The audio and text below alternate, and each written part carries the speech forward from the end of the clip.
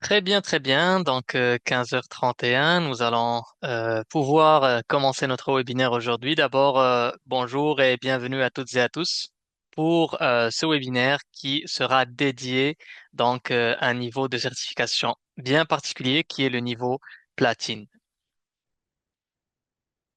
Alors, avant de commencer, j'aimerais juste prendre un moment pour notre reconnaissance du territoire afin de mentionner qu'EcoEcole est une organisation de bienfaisance nationale qui soutient le leadership de la jeunesse, l'apprentissage environnemental et l'action climatique.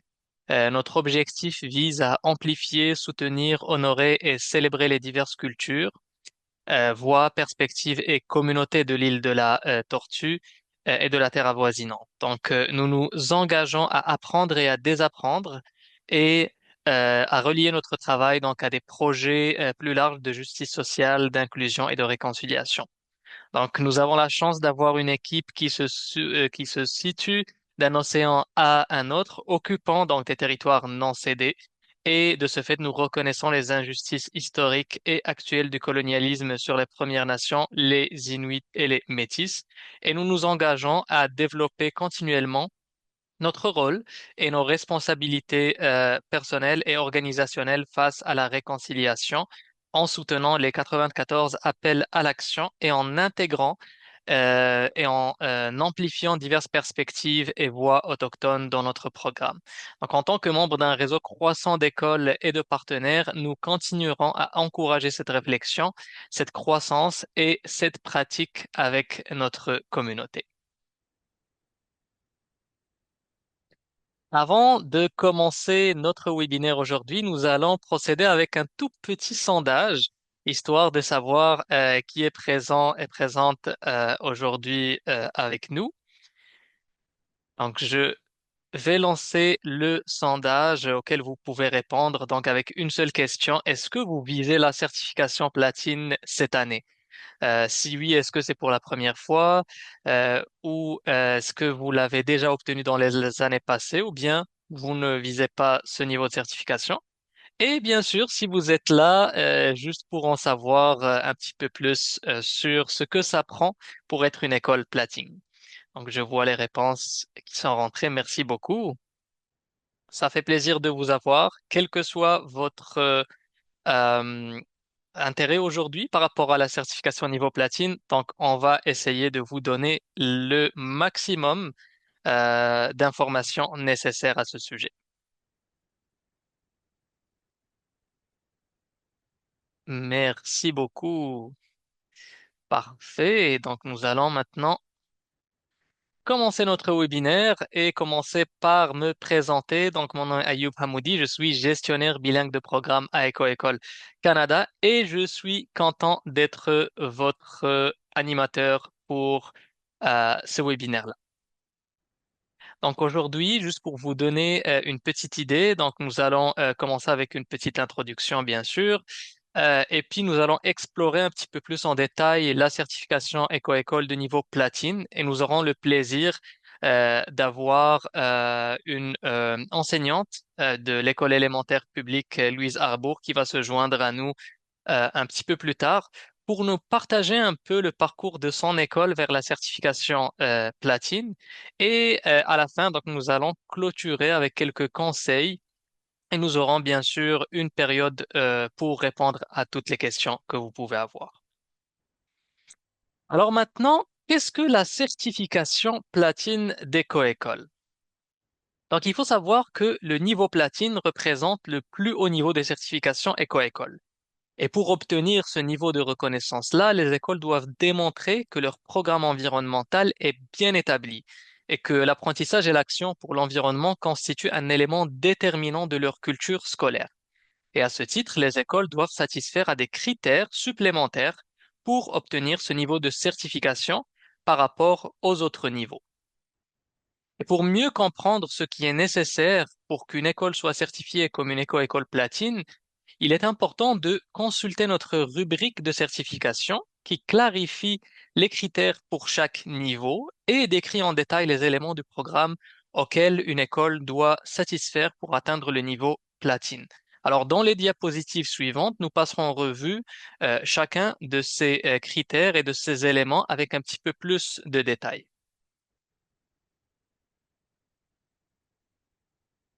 Alors, le premier critère de la demande de certification éco-école pour le niveau platine est le nombre minimum de points requis pour obtenir la certification à ce niveau, qui est de 101 points et plus. Donc, vous pouvez le consulter dans la progression de votre plan en haut de votre plan, bien sûr, dans la DCE.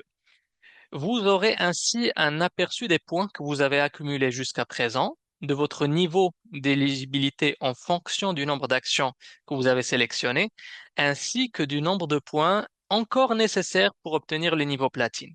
Donc, il est très important de noter que le fait d'obtenir un total de plus de 101 points ne garantit pas automatiquement la certification platine. Les autres critères associés à ce niveau doivent également être remplis. Nous allons passer maintenant au deuxième critère pour obtenir la certification platine et qui est l'un des plus importants à ne pas oublier. C'est celui de remplir le questionnaire d'admissibilité au niveau platine avant le dernier février, le dernier vendredi de février, soit le 27 février pour cette année scolaire. Le questionnaire est inclus dans la demande de certification éco-école, donc dans la DCE, et il s'affiche automatiquement pour toute école dont le plan comprend suffisamment d'actions pour potentiellement obtenir 101 points ou plus. Cela signifie que si à la fin du mois de février, votre demande ne comporte pas suffisamment d'actions pour vous permettre d'obtenir un minimum de 101 points, vous ne verrez pas le questionnaire apparaître et vous ne pourrez pas obtenir la certification platine. Donc, les écoles sont censées avoir planifié leur programme bien à l'avance pour toute l'année scolaire et cette planification doit être reflétée dans votre demande. Donc, le questionnaire réapparaîtra à chaque connexion, donc à chaque fois que vous accédez à votre compte sur la plateforme, jusqu'à ce qu'il soit rempli ou jusqu'à ce que la date limite pour le remplir soit dépassée. Donc, une fois soumises, les réponses au questionnaire ne peuvent plus être modifiées. Et ce questionnaire comporte donc 9 questions qui se rapportent à chacun des éléments du programme Éco-École que nous allons aborder tout à l'heure. Et les écoles doivent répondre honnêtement à toutes les questions et démontrer clairement qu'elles satisfont à ces critères lors d'une éventuelle visite virtuelle de l'école dans leur demande de certification. Et toutes les questions donc doivent recevoir une réponse affirmative par oui pour que l'école puisse prétendre au niveau platine. Donc, si vous répondez par non à une ou plusieurs questions, cela signifie que votre école n'est pas encore tout à fait prête à obtenir la certification platine. Donc, elle sera redirigée vers le niveau or, qui reste aussi un excellent niveau de reconnaissance pour vos efforts environnementaux. Vous pourrez alors continuer à renforcer votre programme éco-école et à travailler à l'obtention de la certification platine dans les années à venir. Ensuite, les visites scolaires virtuelles sont obligatoires pour une partie des écoles certifiées éco-école chaque année.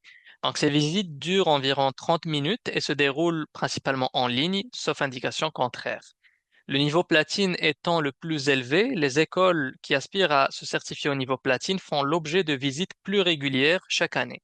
Donc, si une école certifiée platine est contactée pour une visite, sa participation est obligatoire pour obtenir la certification à ce niveau.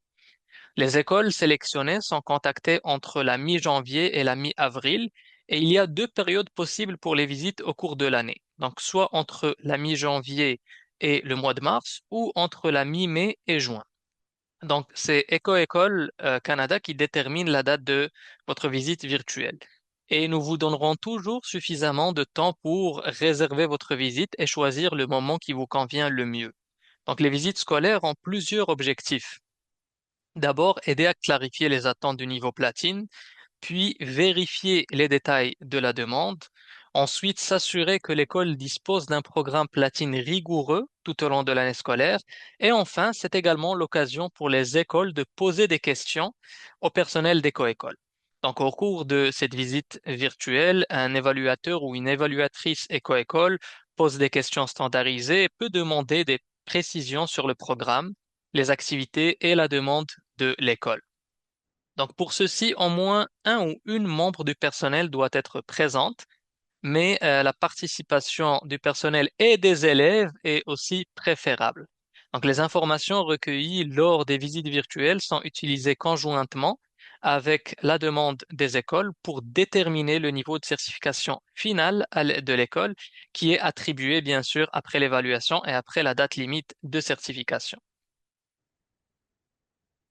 Un autre critère, c'est une demande bien complétée. Donc, il est attendu que les demandes de certification pour le niveau platine soient dûment remplies, accompagnées de descriptions claires et d'une documentation appropriée pour présenter le programme et que tous les critères platine soient remplis. Donc, une fois que votre demande est prête à être soumise, vous pouvez cliquer sur le bouton vert, donc soumettre à platine, et il faut noter que la date limite pour soumettre votre plan est toujours le deuxième vendredi du mois de mai, soit le 8 mai à minuit pour cette année scolaire. Enfin, le dernier critère, c'est que tous les éléments du programme doivent être mis en œuvre de manière exhaustive tout au long de l'année scolaire.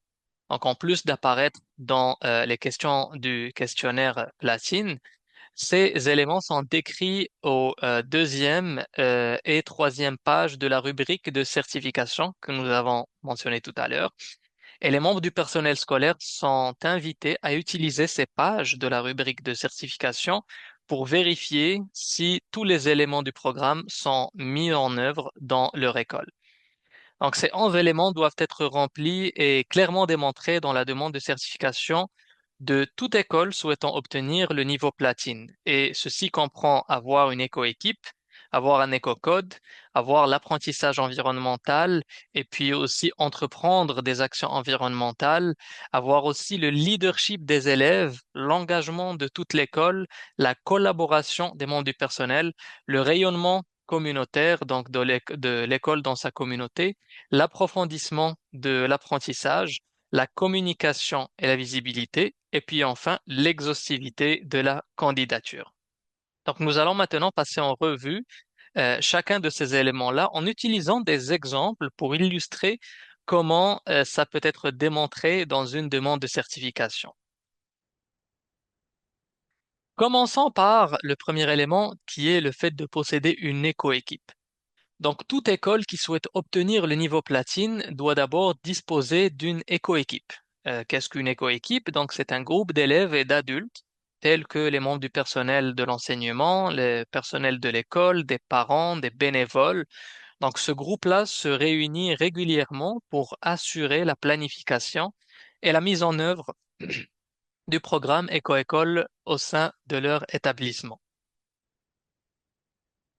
Et chaque école doit fournir des informations sur son éco-équipe, notamment par exemple le nombre d'élèves et d'adultes impliqués, la fréquence des rencontres et bien plus d'informations en répondant aux questions de certification qui figurent dans la carte d'action Préparez-vous et en téléchargeant également des documents justificatifs illustrant le travail de l'éco-équipe, tels que la liste des membres, par exemple, des extraits d'ordre du jour ou des comptes rendus des réunions de l'éco-équipe.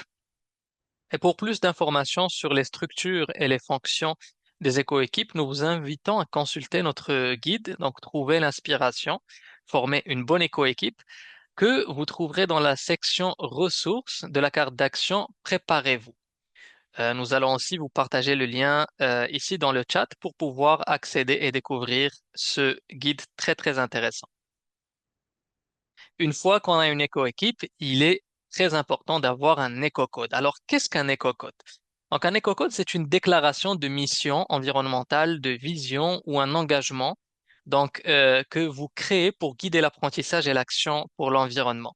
Et vous avez peut-être remarqué cette année que la carte d'action, donc éco-code, est l'une des trois cartes d'action verrouillées de votre plan, donc avec Préparez-vous et littératie environnementale. Et avoir un éco-code, c'est quelque chose d'obligatoire pour toutes les écoles platines, car il illustre l'engagement de l'école en faveur de l'apprentissage environnemental et de l'action climatique, et met en avant donc la mission, les valeurs et les objectifs de l'école. Et l'éco-code peut prendre plusieurs formes. Ça peut être un poème acrostiche, une déclaration, un engagement ou un ensemble d'engagements. Quoi qu'il en soit, il est important qu'il soit élaboré par les élèves sous la supervision d'adultes. Et l'éco-code est plus efficace lorsqu'il est élaboré après de nombreuses consultations et collaborations au sein de l'école et qu'il est largement diffusé auprès de l'ensemble de la communauté de l'école. Et donc, si vous visez le niveau platine, vous devez partager également les informations relatives à votre EcoCode en répondant aux questions de certification qui figurent dans la carte d'action EcoCode et bien sûr joindre une copie de votre EcoCode dans la section de documentation de l'action. Le troisième élément, c'est l'apprentissage environnemental. Et pour qu'une école puisse prétendre à la certification platine, elle doit démontrer comment l'apprentissage environnemental est intégré dans toutes les matières et à tous les niveaux scolaires. Vous allez voir que les onglets curriculum de chaque carte d'action fournissent des suggestions sur la manière de relier chaque action à différentes matières. Et la plupart des écoles constateront également une adéquation avec les exigences du programme scolaire provincial dans certaines provinces comme l'Ontario par exemple. Alors, il est important de démontrer donc comment la culture environnementale s'étend à différents niveaux scolaires et matières dans votre école en remplissant donc la carte d'action littératie environnementale et en répondant aux questions de certification, y compris la description de l'action.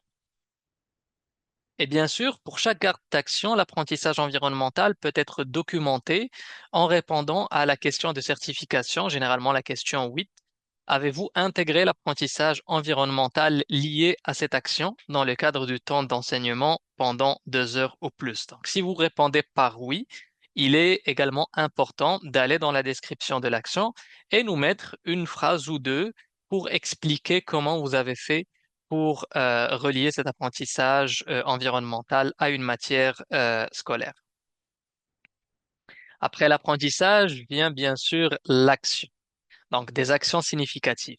Et pour les écoles qui visent la certification platine, il est essentiel d'intégrer un ensemble diversifié d'actions dans votre plan. Et la banque d'actions dans la DCE propose plus de 50 actions que les écoles peuvent choisir et mettre en œuvre tout au long de l'année, couvrant 12 thèmes différents et rejoignant tous les objectifs de développement durable des Nations Unies. Et il est important de planifier votre programme dès le début de l'année et de déployer des campagnes, des projets et des initiatives donc au long de l'année scolaire et que tout soit bien planifié. Donc, on s'attend également de l'ensemble de la communauté scolaire qu'elle participe à plusieurs de ces initiatives.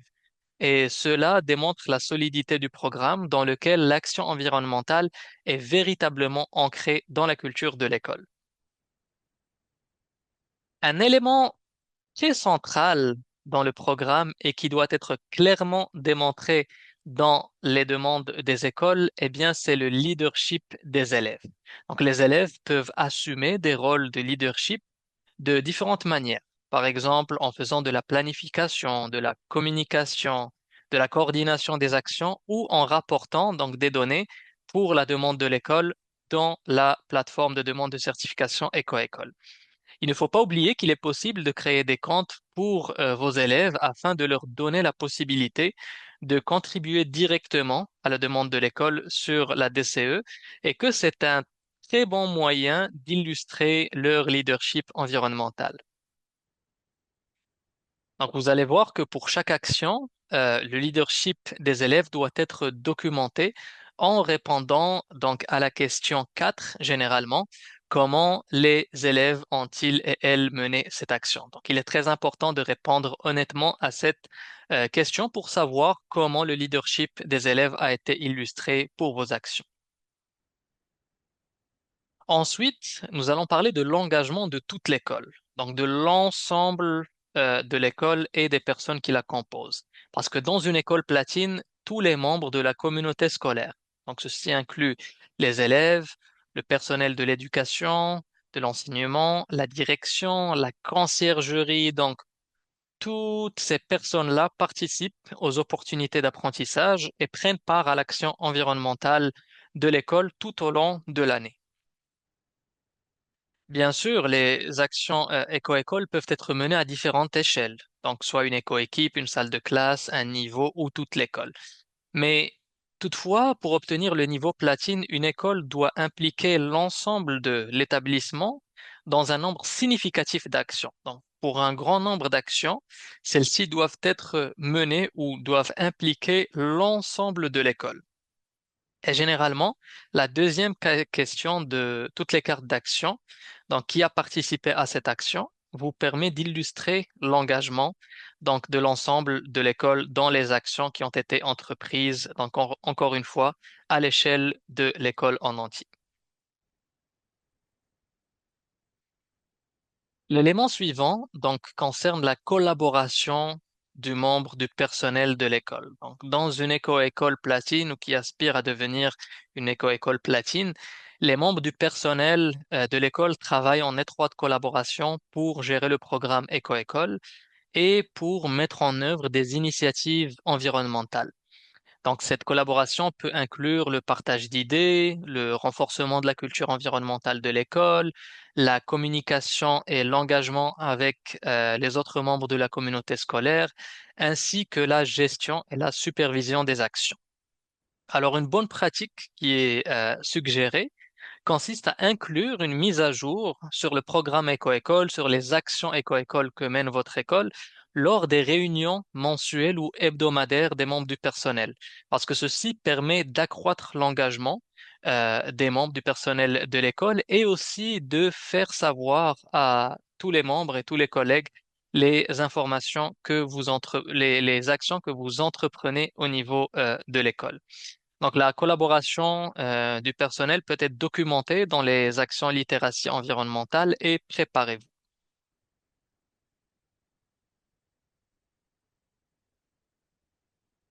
Donc, en plus d'impliquer l'ensemble de l'école, comme on l'a mentionné, il est également nécessaire d'étendre le programme au-delà des murs de l'école, afin d'impliquer la communauté, donc au sens large, dans les actions de votre école.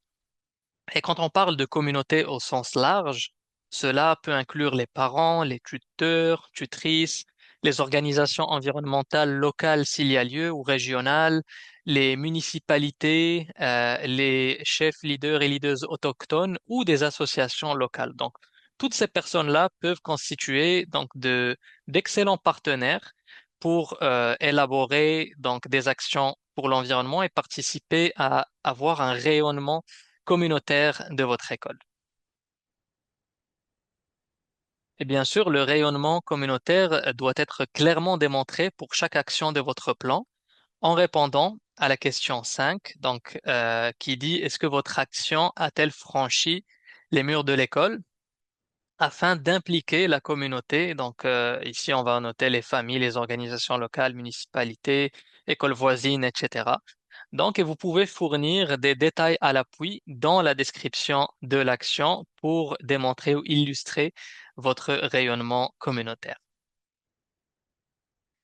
Alors, le prochain élément du programme qui doit être réalisé consiste à élargir l'apprentissage lié aux actions éco-école en les reliant à des thèmes plus généraux, tels que le militantisme, la mobilisation communautaire, les arts et la culture, le changement climatique, les savoirs autochtones, la réconciliation, et même la justice sociale et l'entraide communautaire, ou d'autres thèmes pertinents qui se rapprochent peut-être à ces thèmes-là qui sont suggérés. Et pour ceci, l'onglet approfondissement donc de chaque carte d'action fournit des suggestions sur la manière d'approfondir l'apprentissage et les écoles sont encouragées à le consulter pour trouver de l'inspiration à ce sujet. Donc, toutes les actions ne doivent pas nécessairement comporter un approfondissement de l'apprentissage. Donc, les approfondissements peuvent être démontrés dans la demande de l'école en répondant à la question avez-vous approfondi votre apprentissage sur des sujets, des questions ou des mouvements plus larges. Donc, pour cette question, vous pouvez sélectionner l'option qui s'applique le mieux et fournir des détails dans la description de l'action. Et si pour certaines actions, vous n'avez pas approfondi l'apprentissage, donc ce n'est pas grave, vous pouvez juste ignorer la question ou sélectionner aucun approfondissement de l'apprentissage n'a été réalisé. Donc, l'avant-dernier élément du programme que nous allons aborder est la communication et la visibilité. Donc, pour qu'une école puisse prétendre à la certification platine, son programme éco-école doit être visible dans toute l'école et soutenu par des communications et des messages réguliers à la communauté scolaire. Donc, cela peut se faire par le biais d'assemblées, de présentations, d'affiches, de bulletins d'information, de réseaux sociaux et aussi des annonces dans toute l'école. Donc, il est très, très important de communiquer ce que vous faites comme apprentissage et action pour l'environnement dans l'ensemble de toute l'école afin que tout le monde soit au courant de ces belles initiatives. Et pour finir, donc dans une demande d'école donc qui aspire à être certifiée au niveau platine, toutes les actions du plan doivent être correctement complétées avec des descriptions claires et des documents justificatifs donc appropriés qui doivent être téléchargés afin de garantir une demande complète et efficace. Donc, il est important de noter qu'il n'est pas attendu que les écoles obtiennent le maximum de points pour chaque action. C'est correct. Si vous ne l'obtenez pas, c'est ce qui arrive dans la majorité des cas. Mais nous vous invitons à répondre uniquement aux questions qui s'appliquent à votre école cette année. Donc, n'oubliez pas que vous pouvez aussi inviter les membres du personnel, les élèves et les bénévoles à mettre à jour la demande au fur et à mesure que les actions sont réalisées tout au long de l'année. Donc maintenant, normalement, nous aurions dû avoir une personne de l'école élémentaire publique Louise Arbour pour nous parler de leur cheminement Platinium, mais malheureusement, la personne en charge n'a pas pu se joindre à nous. Donc, je vais juste passer un peu quelques illustrations d'une école qui obtient le niveau platine depuis une couple d'années pour un peu vous donner des idées sur ce que ça prend pour qu'une école soit certifiée au niveau platine. Donc, par exemple, l'école élémentaire Louise Arbour, elle a longtemps eu des niveaux de certification donc entre argent et or, mais à un moment donné, donc cette école a pu donc franchir le cap et arriver au niveau platine.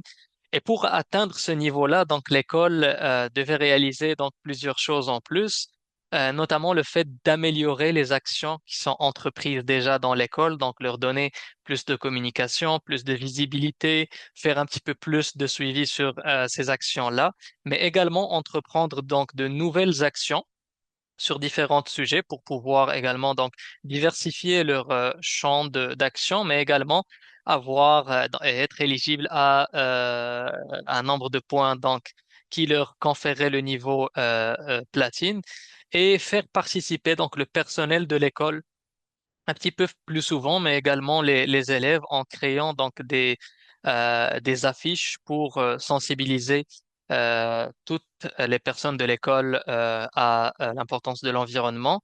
Ils ont également donc constitué une éco-équipe solide, donc leur brigade verte, qui a commencé également à utiliser donc plus de journées ou défis écologiques pour, encore une fois, illustrer l'action de l'école.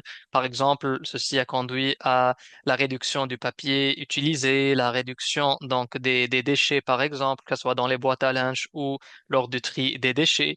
Et ceci a permis également à faire participer plus donc les élèves et le personnel de l'école qui se sentaient plus motivés donc à apporter chacune leur touche pour contribuer à tout ce travail.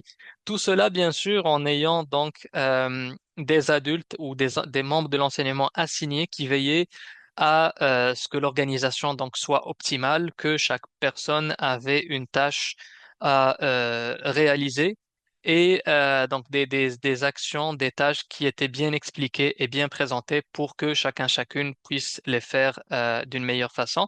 Et on va le voir également dans un exemple tout à l'heure, il y avait également la mobilisation des parents et leur implication dans toutes les actions éco-école que l'école entreprenait.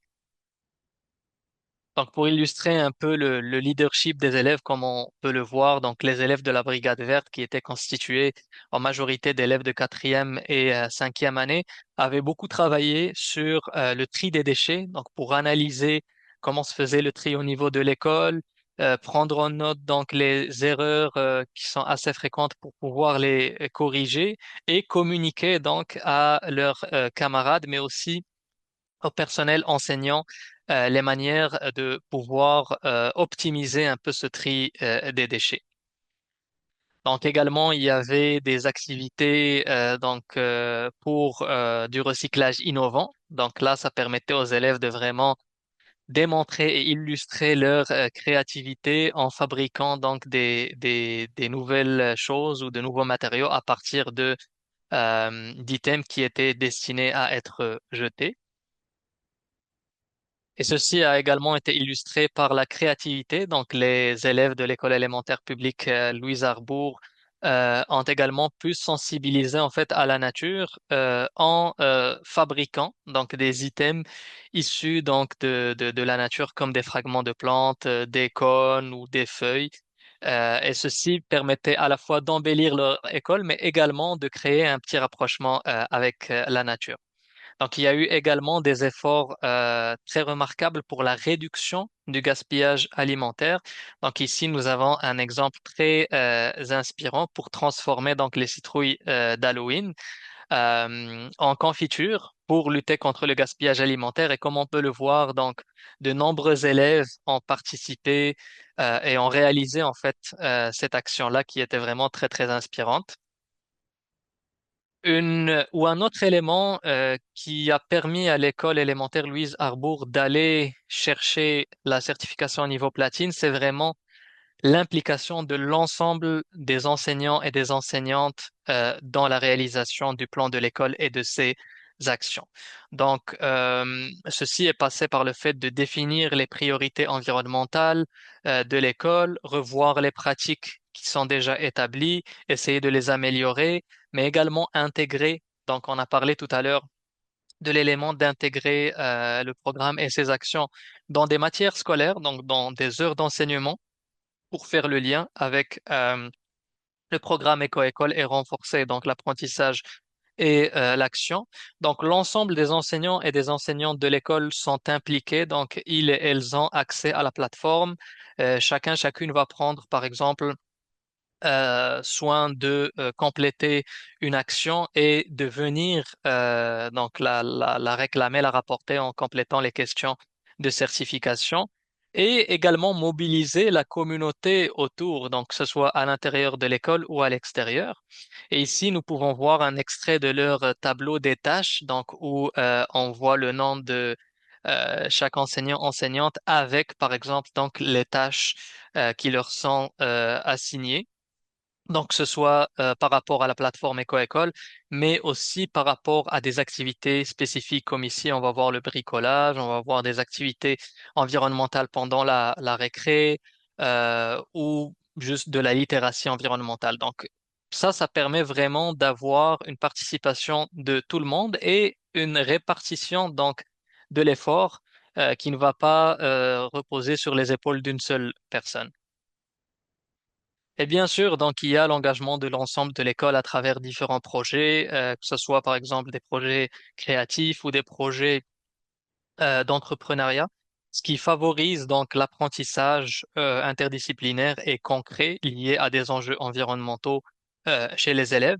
Et ce qui est bien dans l'école Louise Arbour, c'est que les enseignants et enseignantes agissent vraiment comme des guides, comme des encadrants et que les élèves donc prennent le leadership pour planifier et réaliser bien des actions au niveau de l'école, comme cette action très inspirante qui consiste à créer des jardins donc intérieurs et qui se fait en collaboration également avec les parents. Donc les parents viennent aussi participer à planter ces jardins intérieurs. Donc on voit par exemple ici l'exemple d'une tour de jardinage, mais également du jardinage en pot.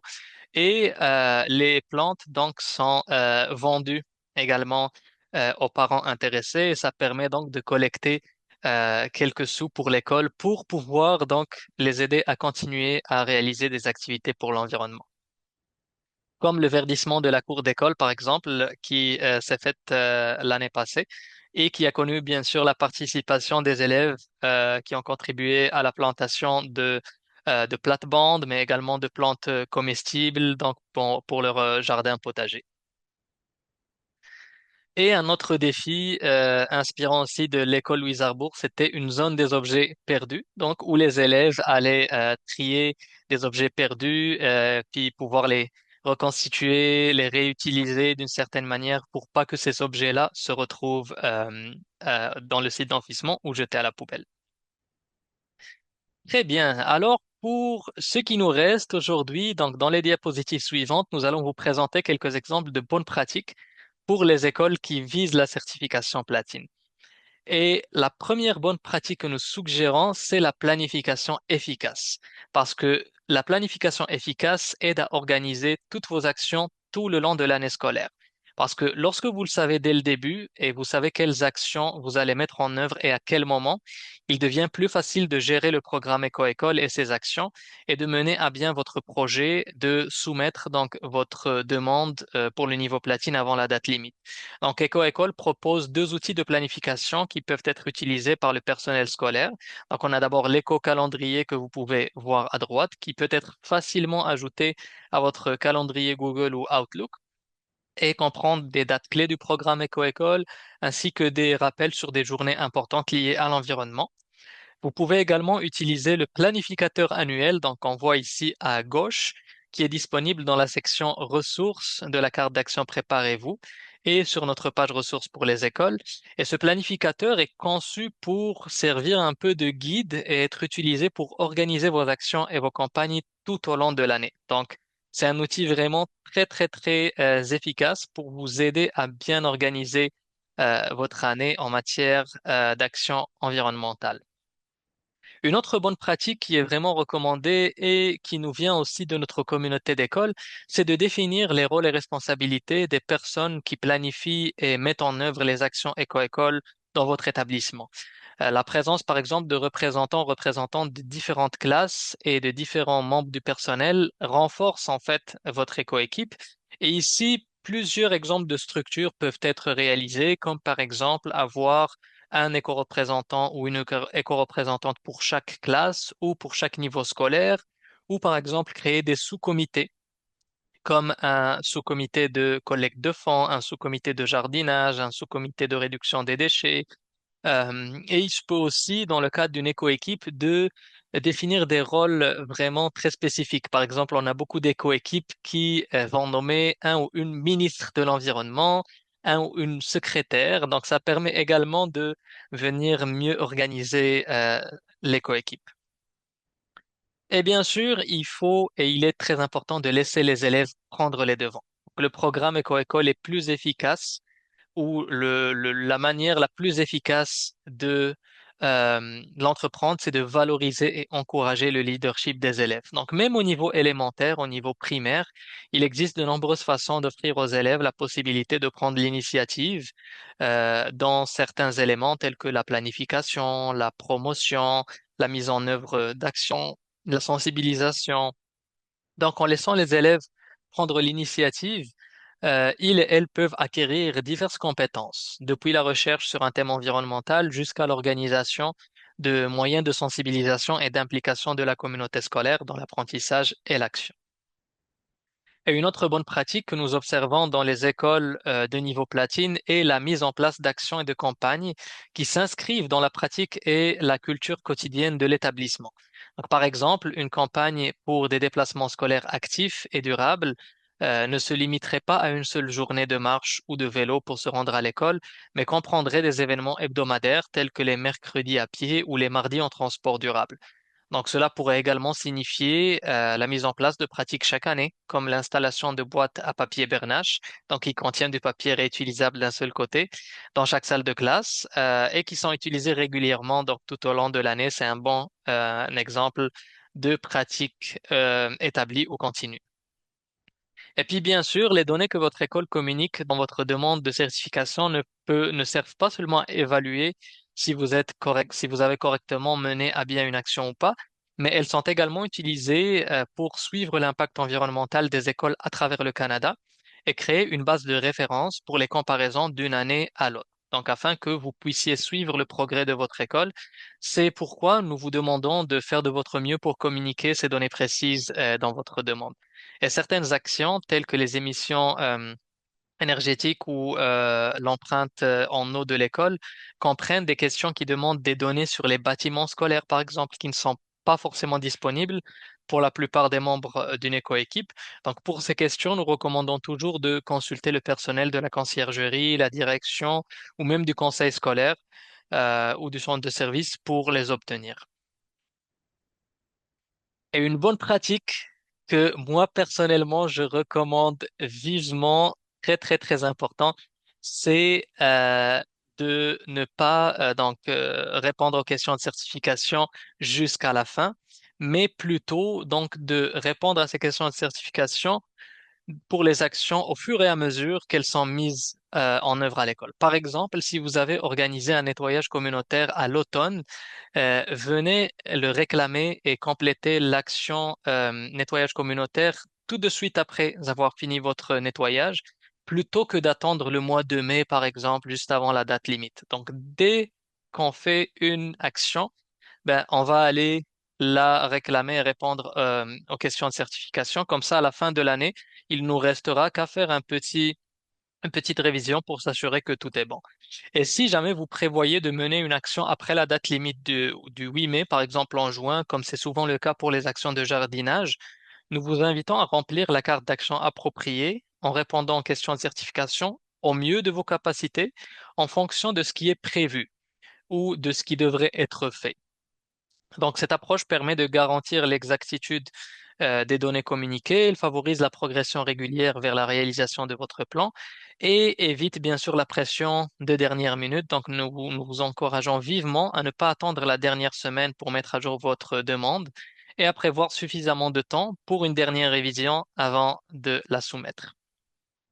Et bien sûr, dernier appel important. Il est également important de noter ces dates dans votre calendrier. Donc, comme vous le savez, le questionnaire d'admissibilité au niveau platine doit être remis donc avant le dernier vendredi de février pour obtenir la certification platine. Encore une fois, veuillez nous informer si pour une raison quelconque vous ne pouvez pas voir le questionnaire apparaître dans votre plan.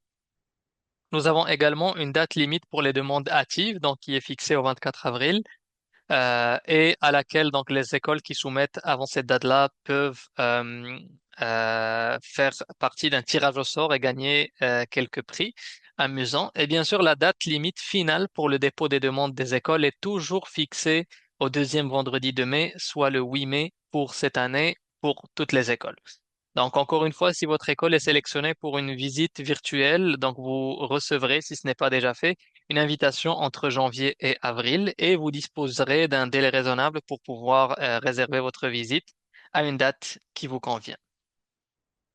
Et ceci nous amène donc à la fin de notre webinaire aujourd'hui. J'espère que les informations qui ont été fournies clarifient un petit peu plus les attentes par rapport au niveau platine.